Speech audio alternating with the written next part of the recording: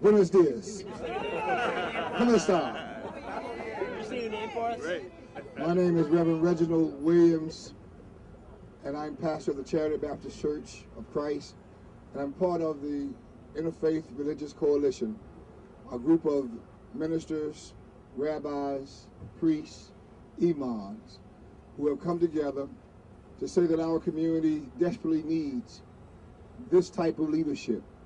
Leadership that is about diversity without being disharmonized. That we need people with records and not rhetoric.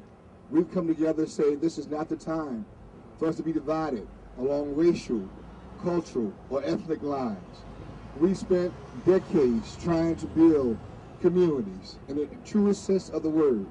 And for this campaign to deteriorate into battles between geographical lines, racial lines, ethnic lines is not in the best interest of Harlem, the Bronx, that's being represented.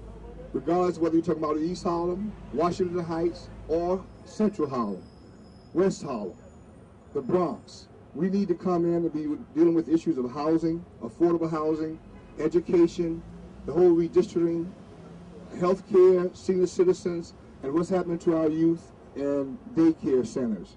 And so, having heard all the rhetoric, we decided as religious leaders to look at the record. And when we reviewed the record, our endorsement and recommendation for state senator was one who has already served and proven his commitment, his integrity, and his character to us across all boundaries and lines. And that's our next senator, Rangel and Linares. And by the same token, when we examine the candidates, and there were a number of them for the 15th congressional district, when we look back, the 13th, the new 13th congressional district, we look back and we saw a lot of people with hopes and aspirations. We saw people with proposals, and we saw people with promises. But there was only one who stood head and shoulders based on his record. And when we look back at that record, what he has done for veterans, what he's done in terms of our communities, his fight against the stop and frisk, housing, veterans, education, affordable housing, our decision was made easy for us. And then we decided to cast our lot and our future, and the future of our children, with that none other than Charles B. Rangel.